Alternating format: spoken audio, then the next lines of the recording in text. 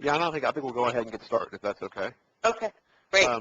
So welcome everybody to the first of 4 webinars on the AASHTO Transportation Asset Management Guide, a focus on implementation. I want to welcome everybody. A few logistics. Oh, my name is Matt Hardy. I'm the Program Director for Planning and Policy here at AASHTO, where I help staff the subcommittee on asset management. We are sponsoring this in conjunction with FHWA and hosting this sort of 4-part webinar series on the TAM implementation guide. Just a couple logistical things. Please do not put us on hold. If you put us on hold, you sometimes have background music which comes on and we hear that, and while it might be great, it's not very conducive to the actual webinar. So please do not put us on hold. The second thing is if you're getting on, please mute your phone. If you do not have a mute button on your phone, you can press *6 to both mute and unmute your phone. That's sort of the toggle if your phone doesn't have it. And then the final logistical thing before we get started is please hold all questions until the end. And this is just for logistical reasons. Within the live meeting interface, there's a Q&A functionality that you can type in your question. That would be the best way to ask your question. You can type it in there as we're going through. At the very end, we will sort of moderate the overall discussion of Q&A, both the typed questions as well as if somebody wants to speak their question or follow up with it. So again, just please hold your questions until the very end. So with that, I think we're going to actually go ahead and get started. I'm going to turn it over to Steve Gay with Federal Highway Administration to sort of say a few words and welcome you. So Steve, all yours. Thank you, Matt. Yes, I'm Steve Gay. I'm leader of the System Management and Monitoring Team in Federal Highway's Office of Asset Management. Federal Highway and the AASHTO Subcommittee of Asset Management have been cooperating and sponsoring these webinars for several years now. Most recently, we had one dealing with beyond the short term, and we had presentations from Utah and North Carolina.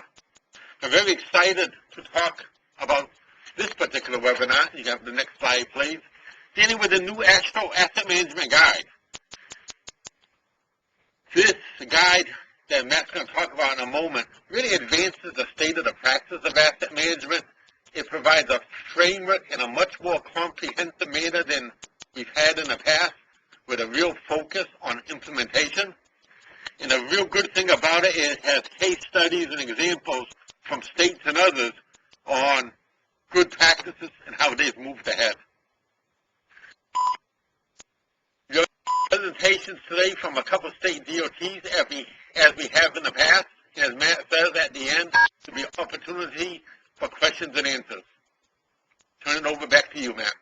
Thanks, Steve. So just give a little brief history of where the AASHTO Transportation Asset Management Guide, a focus on implementation, came from. It was a product of the NCHRP program, which is, as many of us know, is sort of funded by the state DOTs. Specifically was Project NCHRP 869, Supplement to the AASHTO Transportation Asset Management Guide, Volume 2, a focus on implementation. We changed the title slightly when we actually published it. But the actual guide is a product of the NCHRP process, which includes a panel which sort of came up with a problem statement, and the panel selected the contractor. The actual project was finished about a year ago, and the guide was published this past January. For those of you who have not seen the guide or have seen the guide, each state received 10 copies of it as being a member of AASHTO. So somewhere within your state organization, there are 10 free copies lying around, or perhaps somebody's using them, hopefully. In addition, you can order a license as a web-based publication of the guide. So if you'd like to have it electronically as a web-based publication, we also offer that as well. And the third thing is that we are in the process of updating revising an NHI course focused on the guide and asset management. But I guess the key thing here is that this whole process of developing the implementation guide and asset management has been a joint effort, a joint partnership between AASHTO and FHWA. without FHWA, a lot of the things that we do, this webinar, some of the conferences that we hold would not take place. But anyways, Volume 2 of the guide, again, as the title implies, is sort of focused on implementation. About in 2002, AASHTO published the Volume 1, which basically provided an overall definition and overview of what transportation asset management is. Within that, within Volume 1, there was a asset management self-assessment process that transportation agencies could go through to sort of assess where they were in developing an asset management process. Just as an FYI, there's a NCHRP synthesis project coming out, NCHRP Synthesis 4301, which is sort of documenting the state of the practice with regard to transportation asset management. And we're going to be asking each of the state DOTs to basically fill out the self-assessment worksheet or questionnaire in the next month or so. So please, if you're involved with asset management or you're the asset management contact person for your state, look for that email either from me or from Steve or from the contractor asking you to fill that out. But that'll give us a good sort of assessment of where states are with regard to implementing transportation asset management. And again, this guide is really focused not on what is transportation asset management, but really focused on how can you implement it? How can you start implementing transportation asset management within your organization, regardless of where you are in the process? You could be just starting, or you could be wanting to sort of further on an existing process. You want to be the cream of the crop, best of the best. So the guide is really geared towards all agencies, regardless of where you are in implementing a transportation asset management process. Lots of examples in the guide, lots of case studies, hundreds of different case studies. So I think it's very useful in that sense. Lots of tools, evaluation tools for examining asset management. So again, the guide's available right now. You should have copies within your state DOT. If you don't have copies, you can always order one. Have them hard copy. We have them web-based. So with that, I'm going to turn it over to Yana, who's going to take it over from here. Okay. Thanks, Matt. Hi, this is Yana Park, and I was part of the consulting team that developed this guide, and I was also fortunate to be on the team that developed the first guide. First and foremost, I think we have lots of different participants on the call today, and this guide is really designed for all of you. It is primarily focused on the people who are delivering transportation, but also it can be very useful for the folks who are supporting that effort. And so it's very broadly applied, and so what we're hoping to share with you today is how the guide can help you as an individual and your organization. So as you know, this is the first webinar in a series of 4, and I'm going to go over what is in this webinar in the next slide, but I also want to just tell you what is coming up. So webinar 2 will focus on how to get started. What are the ways that you can get engaged with a guide and have it work for you? So first, just a general overview, and then really the strategies that you can use to get started. The third webinar is on the Transportation Asset Management Plan, and as we'll touch on today, this is a central component of the Asset Management Guide. It takes the things that you want to get done and helps you organize it and set up a plan of action so you can deliver it. And so we'll talk about why this is important, how it works, and the role it plays in the implementation of asset management. And finally, in webinar 4, what the focus of that webinar are the tools and techniques that you need to implement asset management. So this is really once now you're delivering asset management, what tools and techniques can help support it. The management system, the data, the methods, the economics, these are all components, and webinar 4 will touch upon all these elements that are contained in the guide. So today's webinar is really the point is to whet your appetite for what the asset management guide can do for you, and how you can engage with it. And hello.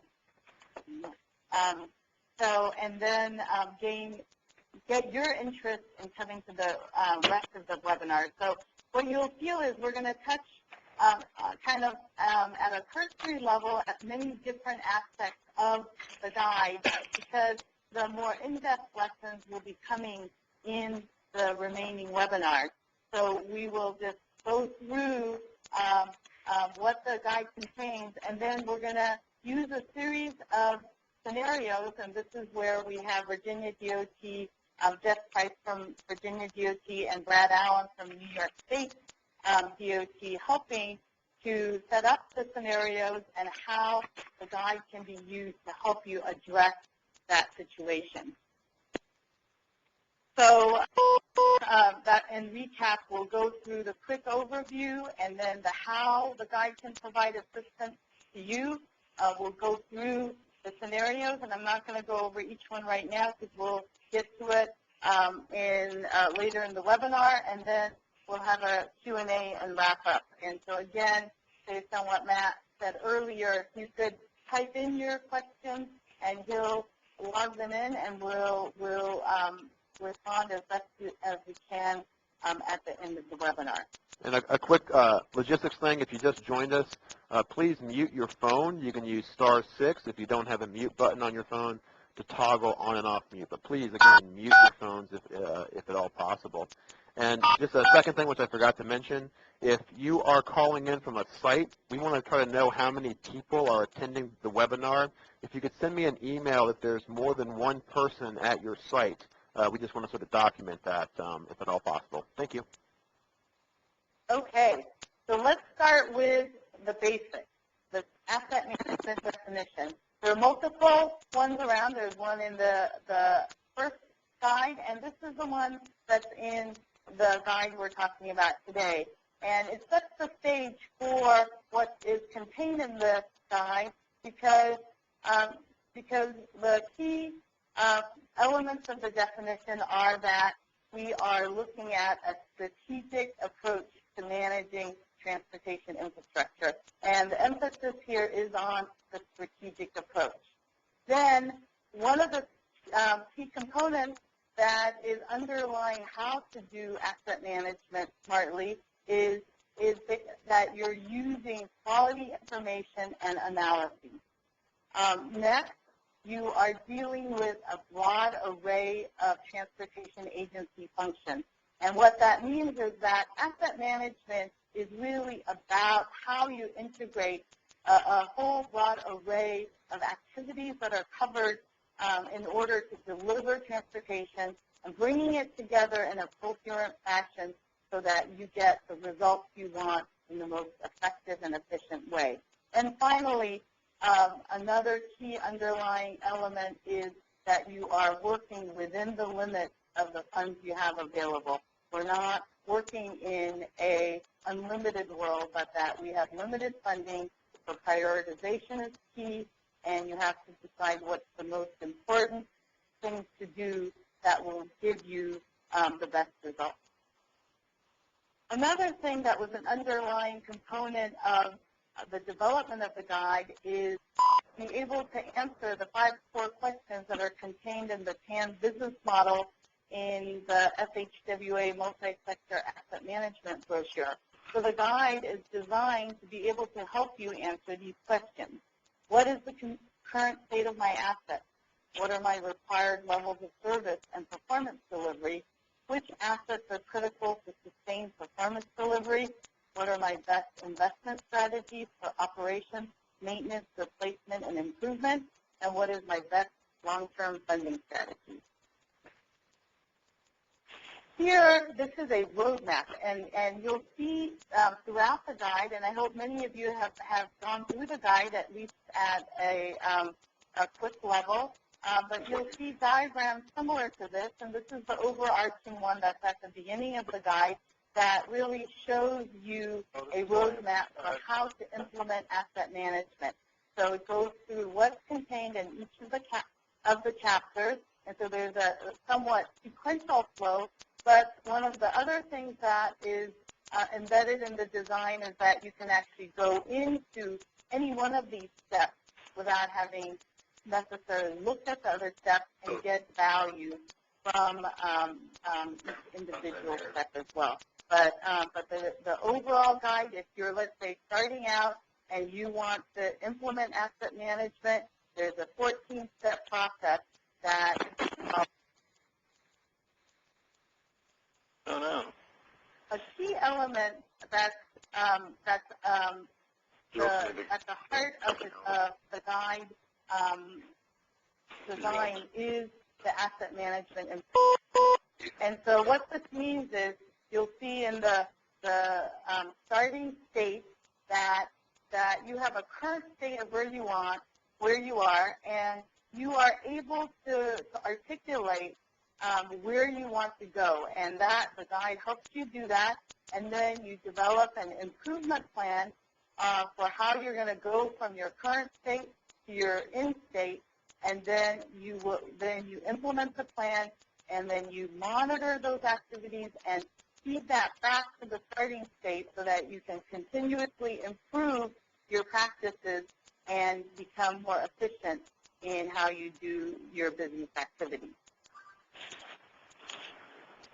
The next set of slides focuses on the asset management and performance management relationship. And as many of you are aware of and probably involved in, the two functions have independent activities, but really from an asset management point of view, performance management is an integral component of asset management.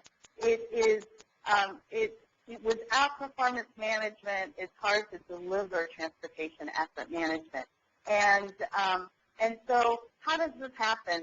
Is the performance management helps you articulate your goals and objectives and what you're related to your customer expectations, and tying that to the funding targets you're likely to have. And then another part is the performance component of asset management that decisions along your program development and delivery process. And performance measurement also helps you monitor what you're getting from the investments you're making so that you can actually, again, feedback and know that these decisions have this kind of result, and you have real, factual basis. And then it's a way to signal the kinds of change that's happening in your program, and that you can take action and you can help establish future strategy that works better. One second here, Yana. If those that just joined us, again, if you could please mute your phones, either use the mute button on your phone or use *6 to toggle toggle on and off the mute for your phone. Thank you. This slide here really shows some of the components that are inside of the guide. There are many, many examples and many, many diagrams, things that you can use as a starting point to help you communicate aspects of asset management, help you design. And here's one where there's these are just 3 ways to communicate the relationship between pavement performance and investment. This diagram is really showing that the performance-based framework of asset management. And utility here can be, you can call that value to your system. But in the bottom, you start with all of the information that would be contained in your asset management system. And then the next set of items are the different performance measures that you may use to communicate if you're going to add value to your system by taking different actions. And then the next set are the kind of outcomes that you're trying to consider, and then with rating you will get the end utility. So it's a framework. You can use it literally, or you can use elements of it to communicate your situation. And so this, I think, is a good example of the kind of uses that you can have in applying asset management in your agency. The guide has a lot of case studies and lessons which help you with showing how to tie funding to performance-based outcomes. I'm sure many of you are dealing with working with your legislative bodies and communicating why you need the investments today so that you can save money in the future. And asset management is really the way to be able to do it. It uses performance-based outcomes, levels of service, and it also helps you optimize the use of funds to achieve an array of performance objectives. So again, connecting measurement, outcome, and the way you're going to deliver your programs are key components of the guide lesson.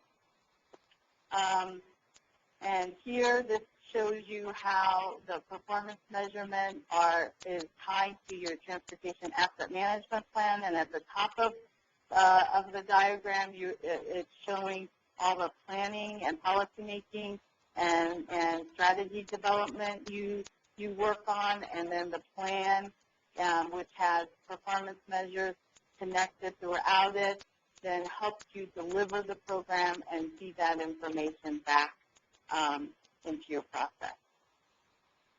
And so finally, just in the overview side, the guide shows you it's an effective way to communicate the benefits of asset management. It helps you to better use your existing funds by quantifying current and future performance and to optimize your decisions that you're making today for how your system will perform in the future.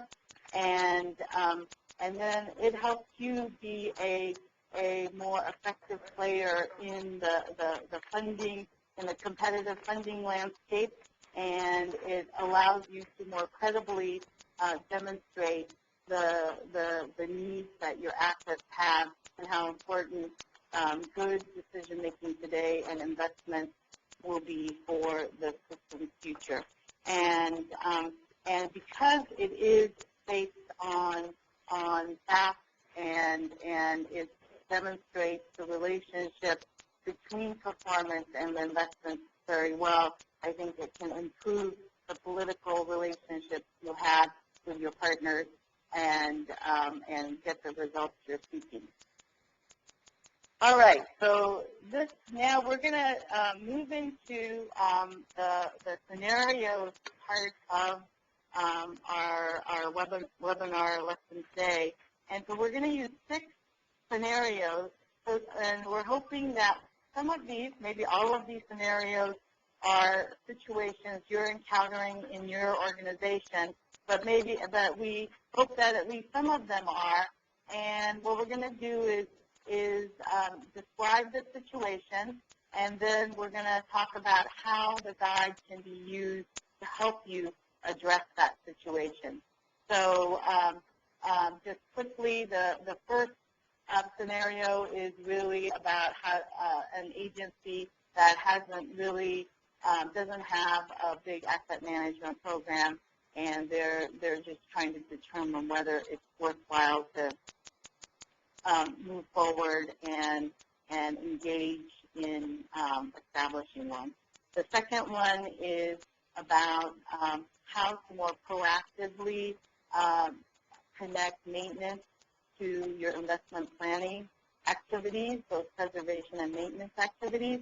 And the third one is a situation where you're looking at really doing long-range fund allocation, not annual budget planning, but really looking over the long run, and that you want to build rigor in your organization to adhere to a process and your plan so that you achieve the long-term goals that you set out to do. And then the fourth one is really the scenario where you have a lot of things in place, but you have special needs that come up. You have maybe a legislator who's asked you to do something, and how can you use the guide to just help you quickly answer or initiate a targeted activity. And then the fifth one is one that I know that many of you are encountering, which is you have pavement and bridge management systems, but that you'd like to broaden your asset base to include additional assets. And then the sixth is that you're already really one of the best in class, and you want to continue to be best in class and continue to improve. All right, with that, let's move to scenario one. Matt? So for scenario one, as Jana mentioned, so these 6 different scenarios cover a broad spectrum of potential users. And by users, we mean, typically agencies, transportation agencies. And one thing I want to focus on is that this guide, while focused on highways, really sort of the state DOTs, it can be really applied by many other agencies that are interested in transportation asset management, local DOTs, transit agencies, et cetera. So I think the nice thing about, asset management is that the principles can be applied across the board. But in this scenario, in this scenario one, we're sort of talking about a user, an agency that is sort of somewhat starting out on their asset management journey. And in this scenario, asset management is not necessarily an integral part of their organization. They don't have many asset management components in place. If they do, typically they're used primarily to do the federal reporting, what is required of them in order to, maintain and get federal funding for the transportation system.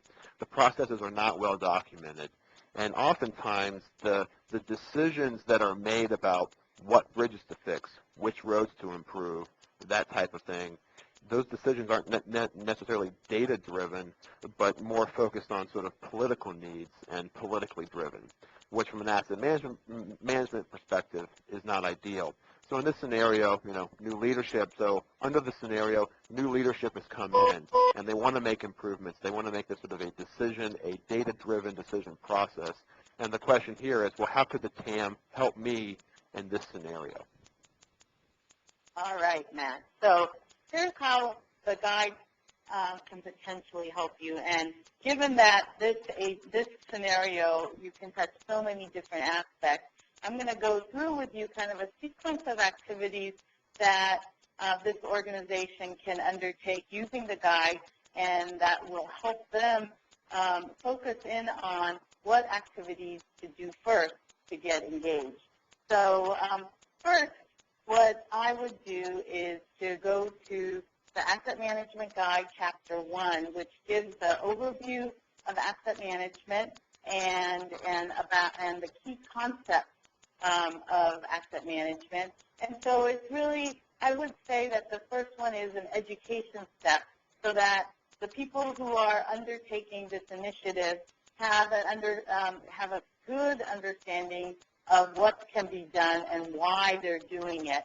And then I would move to conducting the self-assessment that's in the first guide. And here it takes you through a framework of policy goals and objectives, planning and programming, program delivery, and information analysis, and tells you where you are in the spectrum of progress in asset management. And it's a pretty easy assessment to do, and you can have the entire organization do it and get the results.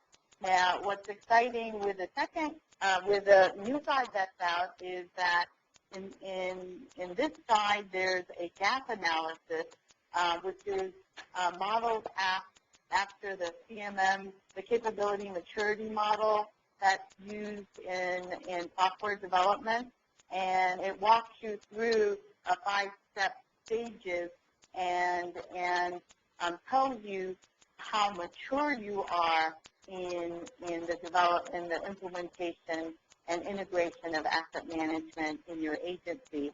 And so I would go through this, and they may find that they're in the initial or awakening stage, but then it will articulate for you what you need to do next to move to the next stage. Then the next step that I would take is to use the guide to then go through what is it that I would like to focus on to make incremental progress. So there are multiple ways that you can make progress with asset management. The general recommendation is to take it step by step so that you can achieve, you can demonstrate the value that asset management has. And so depending on which unit is taking on this activity, where the leadership has the most interest, you may want to pick planning or operations or project delivery as the area you want to start with, and then decide to take that on to go through that TAM Improvement Path, where you go from where you are today to where you want to go tomorrow and how to get there. Just a quick reminder that if people could mute their phones, either use the mute button on your phone or hit *6 on your keypad. Thanks. All right, Brad. Yes. So Scenario 2 relates to an agency that has a maintenance management system in place that's working well for their maintenance organization. It's a tool that meets their operational needs, that meets their work planning and work order processing needs for their maintenance crews, but their maintenance operations, maintenance budgeting is not well connected to the overall agency investing plan. And they're looking to improve that connectivity and wondering how the guide can help them. All right.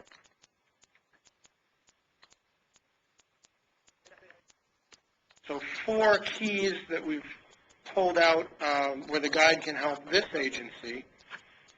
First, the guide includes some information on the maintenance management process to help provide a standard language. There's some information on integrating the agency's budgeting and planning, decision-making, applying maintenance levels of service. That's something you hear a lot about in the maintenance management community. And there's also case studies throughout the guide and in the appendix. In particular, the New Zealand case study has some information on this topic. So the first key, the maintenance process, the primary benefit to having this in the guide for this scenario is that it would allow the agency to develop a standard vocabulary. This scenario is actually fairly close to home for us in New York. We went through a similar step before we began our more recent implementation of some asset management principles. And what you find in agencies is that we tend to be tribal, and the folks in planning may not be using the same vocabulary as the folks in operations or in engineering. Having some standard definitions and diagrams like this that you can use and maybe modify slightly to better communicate what your intentions are and what your needs are with other parts of the agency. The second key is the guide's information on integrating the agency budgeting and planning. The interesting thing with this scenario is that it can be a scenario for an agency that has implemented some level of asset management, or an agency that has not, but is looking at this one key, which was our condition a few years ago. For the agency that hasn't begun the implementation process, chapters 2 and 3, the process in the guide for implementation can be used just scaled back slightly in scope. And if you have implemented some asset management, then this would already be part of your plan, and you would just keep rolling along. What we ended up doing in New York is developing a tool to show accomplishments from all of our delivery mechanisms, be state forces or our different contracting mechanisms. And what this did was it introduced to the rest of the agency the opportunities that we have to do cross-program trade-offs and look at optimizing the way that we deliver some services. And that introduces the agency to the idea of incremental change. Hey, we can tackle this in bite-sized chunks. And this is handled or discussed in the guide in chapters 2 and 3. Through our report showing how both state forces and contracting contributed to our overall accomplishments, we built an internal demand for this type of data. People started saying, hey, this is something we're interested in. We'd like to see more of this. And what else can we do with this? And that's actually a topic discussed in Chapter 3 as well. One key point also brought out in the guide in this tying things together is that there's an early need when you're developing this to bring together data from disparate databases, things that weren't ever designed or developed to communicate. And this analysis will largely be done manually with spreadsheets and desktop databases and extracts. And it requires people who are skilled both in these tools and familiar with the program areas and the asset management concepts. And there's little pieces of advice throughout the guide like this to kind of let you know what you're in for and what you'll need to be successful. The third point relates to level of service. There's a good discussion on level of service and what is entailed in that in an agency. For this scenario, that primarily introduces level of service as a means for an agency to be blind or objective, rather, to the method of delivery. And the agency can then focus instead on what's the quality of service being delivered to the customer. Once that's established, you can be more rational in your decision-making regarding how to most efficiently deliver that service. So, and finally, the New Zealand case study. As I said, the guide has many case studies throughout the text and then several more in-depth, there's 4, I believe, more in-depth case studies in the appendix. And New Zealand is presented as an agency that has a well-developed, a very mature asset management system, and it is there as an example so that we can not only see what other states are doing, but also what our neighbors around the globe have been able to accomplish and maybe things we can mimic and learn from. All right, let's move to scenario 3. Jeff? Okay. Scenario 3 is for an agency that's looking to do some long-term resource allocation. I think someone needs to mute their line. So the things that we were interested in doing is looking at how we can better allocate resources and funds over the long term. We currently use a combination of the needs information and the revenue projections to set the budget and then to distribute the budget to our 9 districts, 9 maintenance and construction districts across the state. And I'm not sure where you would put us on the continuum, but we've moved away from using nothing but historic information, historic budgeting to set this year's budget. But I wouldn't say that we have gone so far as to have a fully integrated planning and budgeting process. So we're looking to try and advance to further improve what we've gotten so far, where we've gotten so far in terms of using the needs information and asset management as an basis for planning work activities and letting that drive the budgeting process. The funding outlook in our agency, another reason why we really need to do this is that the future doesn't look very good.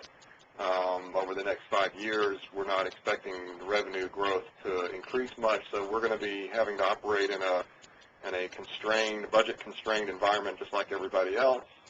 So all the more reason to try and be very strategic and very smart about the way we use the money that we do have. Part of what's happening is the agency executives, the leadership is asking the managers to try to find ways to cut costs and streamline operations to become more efficient and to stretch the dollars that we have available to us. So we want to develop a long-term investment plan that demonstrates how we can use money more intelligently and we'll get more results in the future. And we want to do this, we want to develop a plan that's used by the agency over the long run. So that's kind of the situation for VDOT. So how can the guide help us in that? Well, we pulled out 4 areas here where the guide has something to offer for us and to help us with long-term planning. One is to understand the relationship between budgeting and performance so that we can explain that to the decision makers to say, if you want to reach this particular target, here are the budget implications for that. If you want to look at changing the target, changing your goals slightly, here's the relationship between how much it's going to cost to change performance by X%. So it's really just kind of looking at that relationship, the elasticity between performance and budgeting. We've done that to varying degrees with our, again, like most other people, with our pavement and bridge systems, but we really want to be able to do that with everything else that we have in the maintenance and operations program, and that's a large chunk. I mean, although bridge and pavements definitely make up the majority of the expenditure, there is still a very large chunk of our program that's spent on other things, and we need to develop those relationships as well. We need to be able to demonstrate the impacts and costs of not investing enough, and the guide has a lot to say about that as well. And we'd like to be able to say, although with VDOT we're not currently using the modified approach, we'd like to be able to get ourselves in a situation where we could use the modified approach for reporting the value of our infrastructure. The guide provides you with the framework that you'll need to be able to do that. Then all of this really needs to be rolled up in a plan. Our asset management plan is really the basis that we present to leadership. Why does it make sense to use this approach? What are the benefits? How are we going to implement it? The guide has to say about how we should be doing that. So we'll go through and look at each one of these a little bit more. The first one on the relationship between budgeting and performance is, again, the guide has a section on the budgeting continuum that talks a little bit about how you need to be able to show the cost of achieving your targets and the implications of to the budget of moving from where you are today to another set of targets, to another state in the future. We have the process there is kind of a high-level process developed here at VDOT that looks at how there's this relationship between where you are currently and where you want to be and how much it's going to cost to get you there, and letting the decision makers then have the ability to say, well, what if we went halfway there? What if we went 3/4 of the way there? What are the relationships between changing our current situation and moving to another outcome, another condition state? We aren't there completely. I would say we're most of the way there, like most other people, we're probably most of the way there with our bridge and pavement systems in terms of being able to model these relationships and do what-if scenarios. But again, in many of the other areas, we don't have the ability to do that yet, and we really would like to do that. The guide has a lot to help us with setting up the framework for what we're going to need to have in place to be able to do that. The next thing would be looking at the way that we build the candidates for work in terms of building a roadmap for performance. Basically, is building your candidate pool of projects and your work. The guide called that the investment candidate file. And the way that we approach it is a bottoms-up, from a detailed level. If you've got detailed information about your assets and you've got some sort of a decision-making process that you go through that will generate recommendations for what kind of work needs to be done on those assets, you can build your candidates, your pool of candidate projects, and then you draw from that to build a plan that you'll present to the decision makers that are going to be setting your budgets. You forecast the future agency performance, again, for comparing how much it's going to cost to hit those targets. You'll draw from your pool of candidate projects when you build your plan. The guide has a great deal to help in setting that up for you. And lastly, it provides a basis to the senior management so they can make an informed decision that's really based on a realistic set of plans, work plans and projects, knowing what the outcomes of those projects are going to be and what it's going to cost. In terms of GASB, again, as I said, we're not currently using the modified approach, but we would like to be able to do that. And the guide has a section in there that talks about the differences between the standard approach versus the modified approach. We would like to be able to use the modified approach, but in our current situation with the information that we have, I don't believe that we would be able to do that. So we're going to follow the recommendations from the guide to try and prepare ourselves for using the modified approach. And then lastly, we take all of this and we put all the components together to build our plan. And the plan basically is a statement of where are we currently, what is the current condition state or the state of the operations of our system. In other words, what level of service are we getting out of our system currently? What are we doing now and currently our plans for the asset management improvements, and then what will those improvements do for us in terms of changing the level of service? We'll then prioritize, again, based from that pool of candidate projects, to build the plan that the decision makers will fund. And like everybody else, we're probably going to be in a situation where we don't have enough money to fund everything that we would like to do, but the guide helps in setting up the framework for how to build your pool of candidate projects and go through a prioritization process so that the decision makers have the best information available to them when they decide what they're going to fund and what level of funding overall they're going to provide.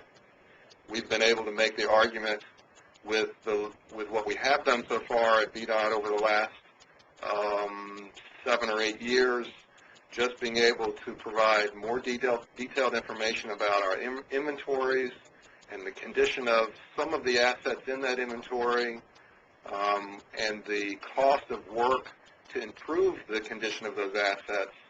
We've been able to make the case for why we needed more money in the maintenance program, and there have been 2 or 3 years where we've been able to get more money allocated to the maintenance program because we had better information and a more compelling case for why we would be able to improve service levels with more funding. We were able to show exactly what we were going to do and what the outcomes would be.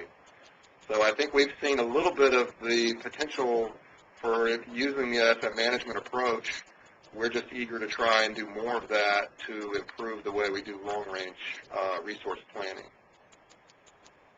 Thank you, Jeff. And I think the other thing on the points that Jeff just made, you can actually use the tool in a way to really demonstrate what the impacts of underinvestment, as many of your organizations are facing cutbacks in funding. All right. Scenario 4. Brad. So scenario 4 is an agency that has some level of asset management in place. They've presumably at this point followed the guide and have some level of implementation. However, they're looking to improve their asset management system, integrate some additional tools. The examples listed here are introducing risk as a component of asset management decision-making, want to better integrate performance measures in operations management, or need to understand how ERPs can better support asset management. Okay. So in this scenario, you're really trying to go into the guide for very specific areas, and these are the 3 possible areas of many, many more that could be used. And at this stage, I'd like to actually make a plug for using the web-based tool that Matt mentioned at the beginning of the webinar. I find the web-based tool very handy for these kinds of focus exercises because it has a very good search engine where you can type in what you want to address, and it will make a list of where in the guide you can find information related to that term. So, so the 3 that we're going to cover here is one is on risk, and then the second is the use of performance measures, which we have touched on somewhat already, and then also the need to better integrate transportation asset management in an ERP initiative.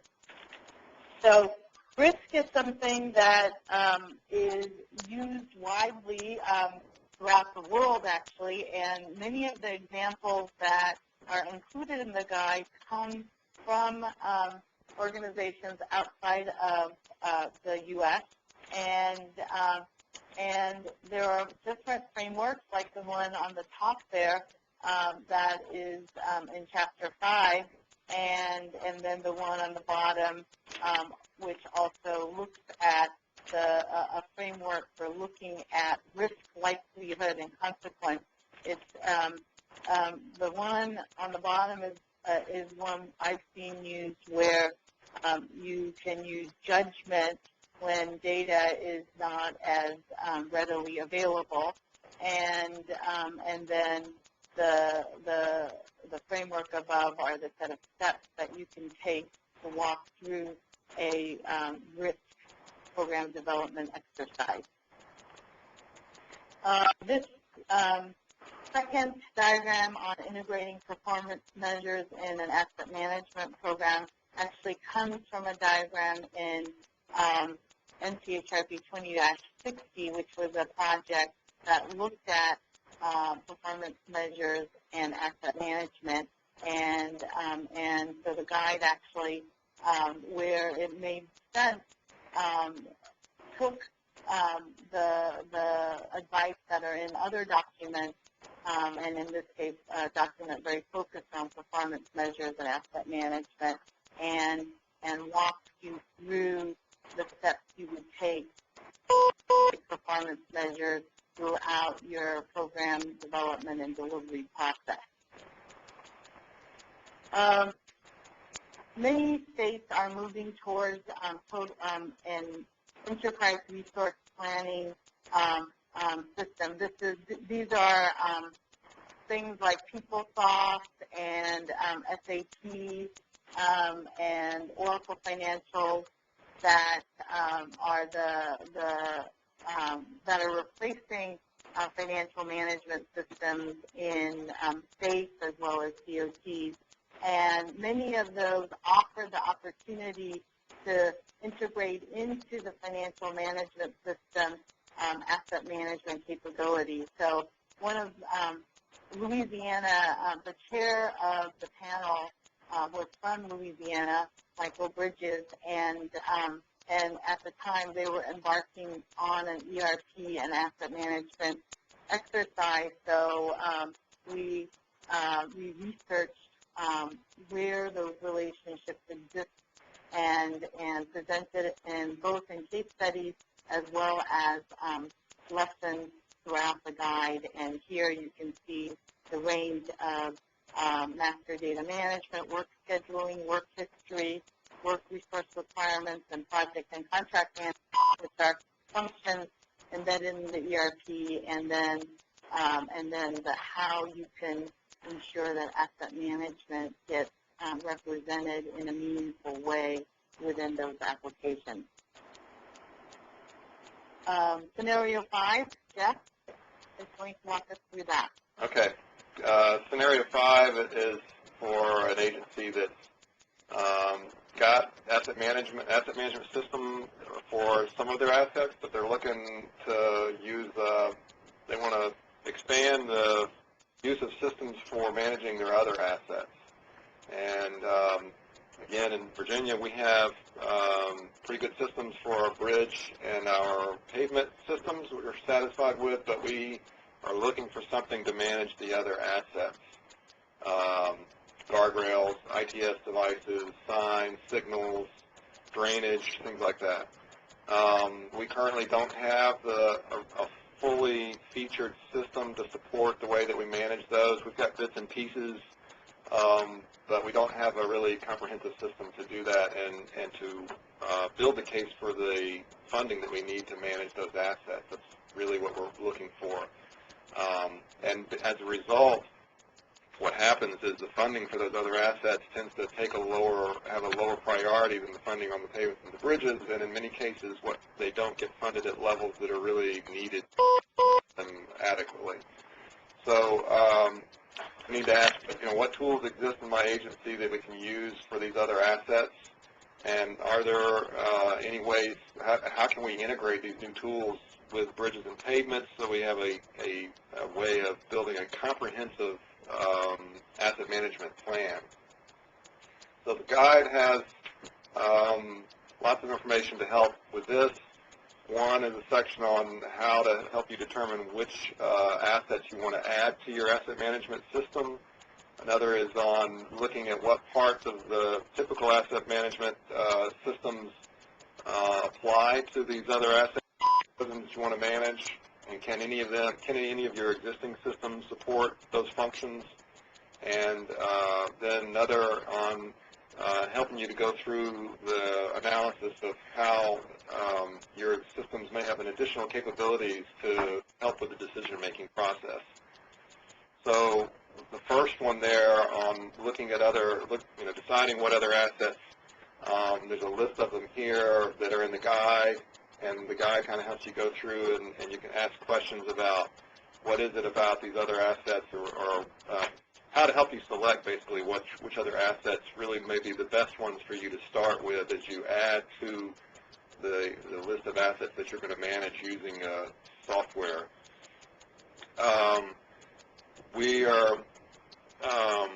We also do this through committees and groups of subject matter experts, as well as some of the program managers and decision makers, to make sure that we have all the information, before a decision is made. The next thing then is, once you've decided that, is to take a look at which parts of the existing management systems apply for managing those assets. You've got, the issue of having a place to put the inventory data, condition information, what system are you going to use for maintaining your work history, program plans and budgets. So you've got your functional components. You want to look at the technical components. You've got databases. You've got the geospatial tools that you need to be able to locate your assets.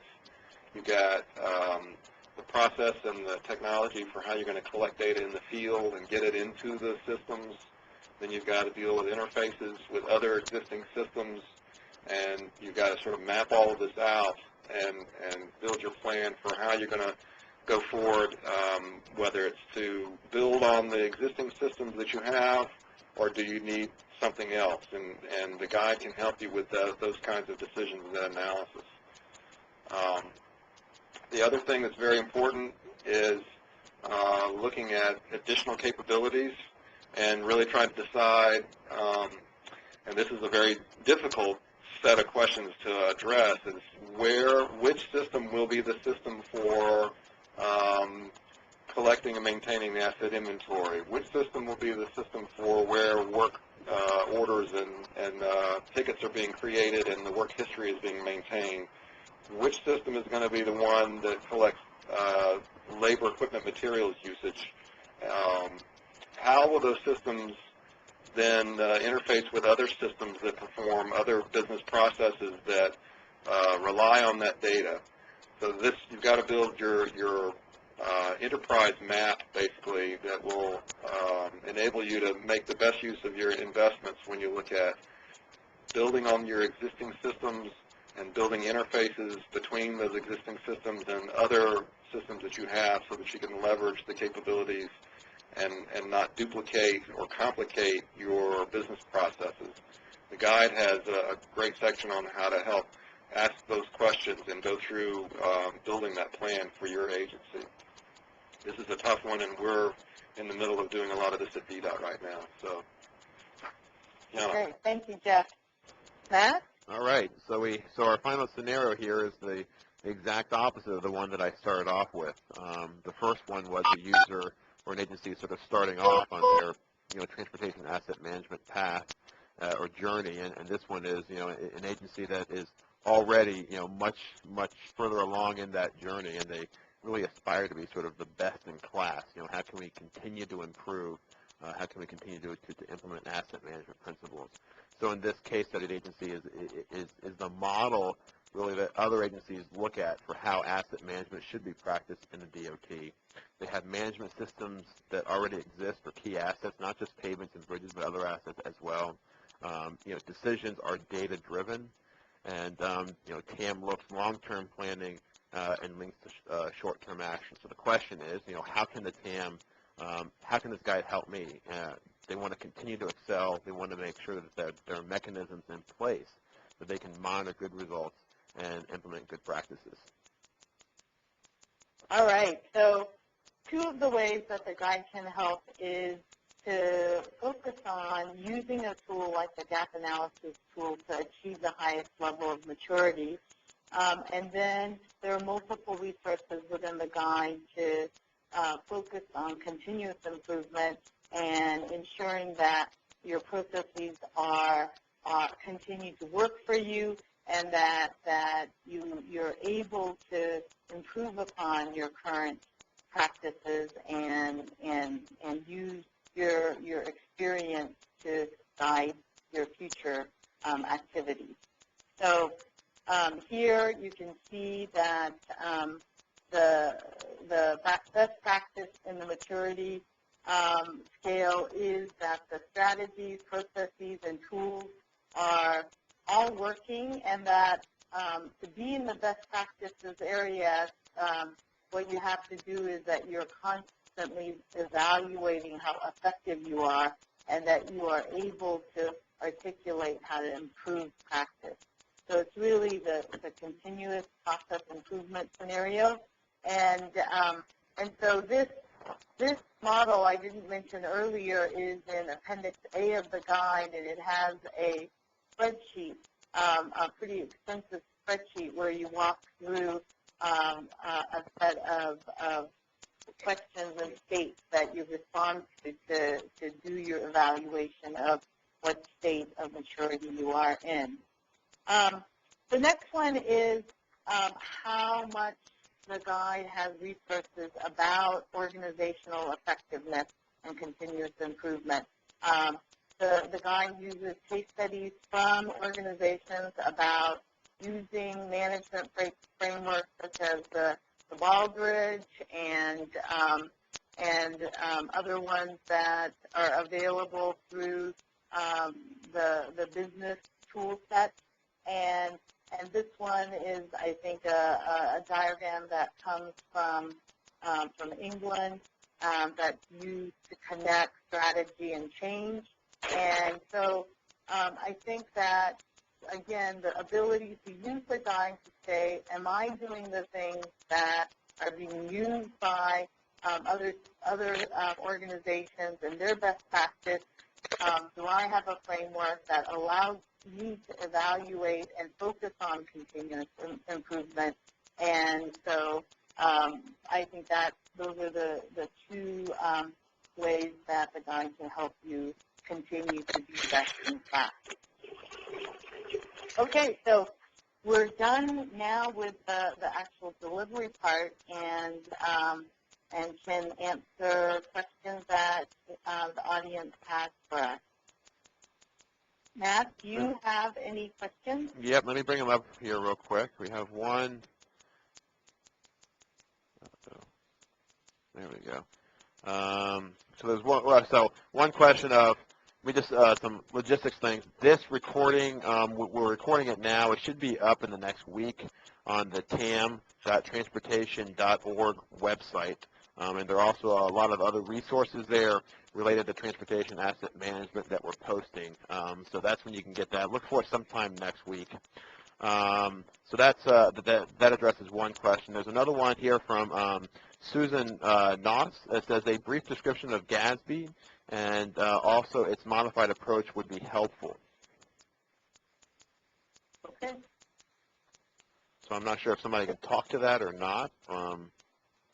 If we should answer it offline. Yes. So, what GASB is? Government Accounting Standards Board is what GASB stands for, and GASB 34 is it I think basically gives the guidelines for are you adhering to good accounting practices, and the idea of 34 was to have people understand that assets and what you're taking care of, your infrastructure is a long-term endeavor, and so the modified approach allows you to demonstrate that you're making decisions today about the long-term health of your assets. I can't think off the top of my head of the traditional method, which basically looks at replacement costs, is still allowed, but there's an encouragement to move towards the modified approach, which is an asset management approach, because that is a much more stewardship of your financial assets. If you think about the fact that you have the infrastructure you own is a financial asset. Hello, Kiana. Mm-hmm. This is Jeff. I'm certainly not an expert on GASB 34, but I would just add to that. I think the traditional approach is just a standard depreciation of your infrastructure, which all agencies are required to report on. In many cases, if you just use the traditional approach, you just take a age and depreciate it based off of your original cost, and it has nothing to do with the condition of the asset or anything like that. You just straight line depreciate it generally. Whereas the modified approach allows you to say, we spend a certain amount of money to maintain the condition of that infrastructure in a better state, and by doing that, the replacement value is not the same as just a straight depreciation. So the modified approach allows you to state the way that you're maintaining your assets is improving and extending the life, the condition and the life of those assets. It's just a different way of reporting the value of your infrastructure. The next question comes from Steve Gunther. He says, Virginia mentioned that they used asset management to increase funding. Can you give us an idea of how much of an increase you were able to obtain, either by percent or dollars? I think that one's probably directed at Jeff. So, let's see, it was in fiscal year 2006, 7, and I believe again in 9, we were able to get small increases in the range of about 5 to 10% over what we had originally been allocated for the maintenance and operations program, because we had compelling information in terms of the condition of our infrastructure and the cost to maintain that infrastructure at the level that was expected from the Secretary and the Governor. So it was approximately 5 to 10%. It's a little different each year, but it was around the 5 to 10% increase range. The next question is from Dave Stanley, and he says, any thoughts on the scale to which TAM can apply? We in Alaska are thinking about a pilot project to apply TAM to a corridor. So do you think TAM should only be applied department-wide, or is it workable on smaller scales applied to geographic areas, e.g. districts, regions, or programmatic segments? I'll start with this one, and others can chime in. It's definitely applicable to all different scales. There's national asset management policy applied throughout the country. You can get to cities. You can have field units apply it, and there's a asset management study that was focused on interstate asset management, which is, I think, looked at corridor-based approaches to asset management. We can follow up with you and give you I don't know the number off the top of my head, the NCHRP report. Any others who want to reply today?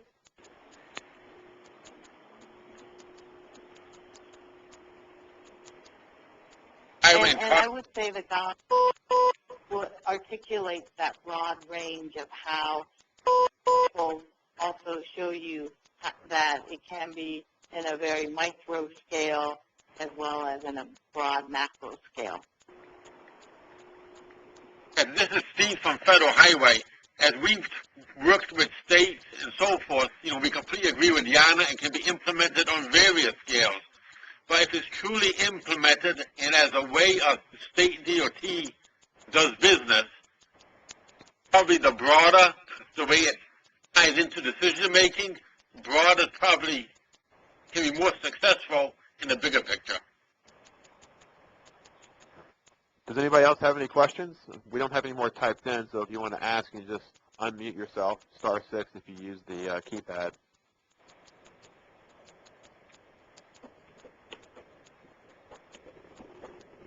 Hey, why don't we move to the wrap-up, please?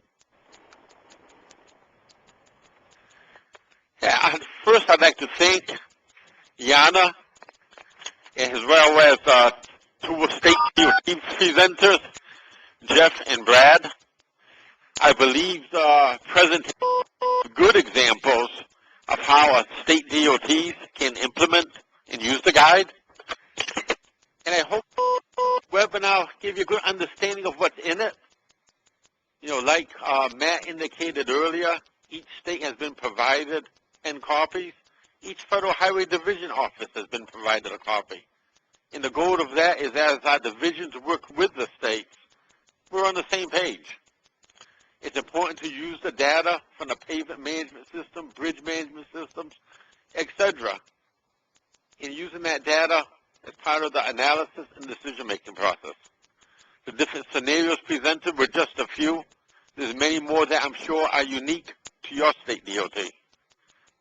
The way we're planning to move ahead with these webinars, as indicated earlier, this was the first of 4. They will be presented every other Wednesday at basically the same time, at the same time. The next one being on the 16th, which is getting started.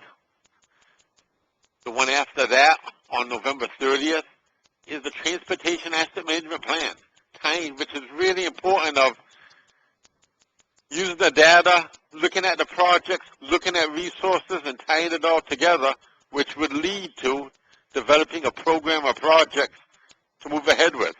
This in turn would tie in nicely with your steps.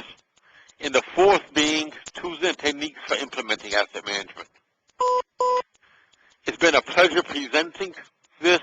And once again, thank you, Ipon, Matt from AASHTO, and the two state DOT presenters. Hopefully we'll have you on the line again.